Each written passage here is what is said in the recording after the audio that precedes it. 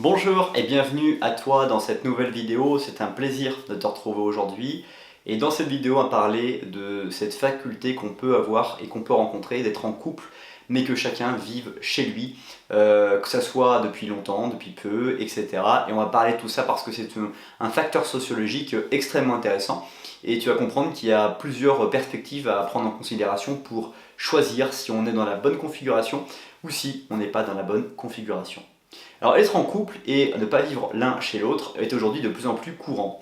Aussi curieux qu'il puisse paraître, les sociologues l'observent, maintenant l'individu et la place aussi de la femme dans la société qui est très bien, qui est une très bonne chose, font que beaucoup d'habitudes qui ont pu exister, qui subsistent depuis de nombreuses années, eh bien changent, se modifient.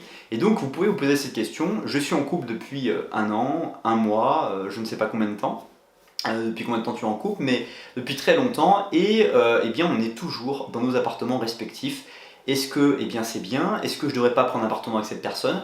Comment devrais-je construire les choses? Alors déjà, ce qu'il faut prendre en compte dans les éléments de langage, c'est que quand on veut fonder une famille, quand on veut avoir des enfants, eh bien c'est toujours mieux d'avoir un chez soi. Mais avant la question des enfants, on peut se laisser penser qu'il n'y a pas besoin forcément d'avoir un projet familial, d'avoir un appartement dans lequel on va ensemble élever un enfant, construire la vie, donner vie à quelqu'un et pouvoir eh bien, construire quelque chose d'extraordinaire ensemble dans un même niveau familial, parce que c'est l'objectif très souvent et même tout le temps des couples.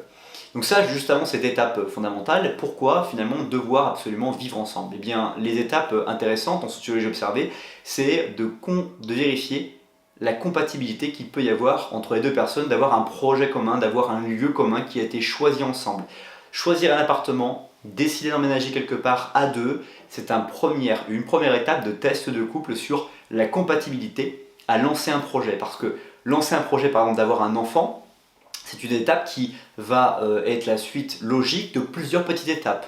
Prendre un appartement ensemble, voyager ensemble, aller à un repas en famille, rencontrer des amis, participer à des mariages, etc., etc. Une somme de petites étapes qui vont montrer que vous êtes intégrés, que vous avez un projet commun et que vous êtes d'accord pour eh bien, vous lancer ensemble. Et cette étape-là est vraiment fondamentale pour tester votre couple. Déménager par exemple dans une autre ville ensemble, dans un nouvel appartement. Toutes ces choses-là sont extrêmement intéressantes. Et évidemment, l'avantage en fait de vivre chacun l'un chez l'autre, c'est que vous êtes sur le territoire de l'un ou l'autre en fonction des endroits où vous allez dormir ou passer du temps les uns avec les autres, et vous gardez un petit peu votre côté perso, côté cool que vous avez.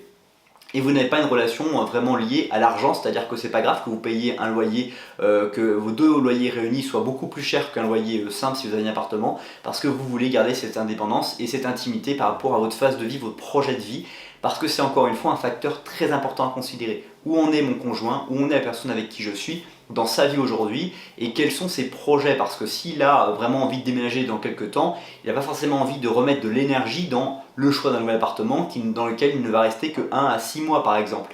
Donc il faut considérer aussi la longévité de votre relation, et puis peut-être de voir les étapes dans lesquelles la personne avec qui vous êtes est actuellement. Donc quelle étape est-elle? Dans une étape de développement professionnel, une étape de stabilisation professionnelle, une étape de réflexion sur changer professionnellement de choses?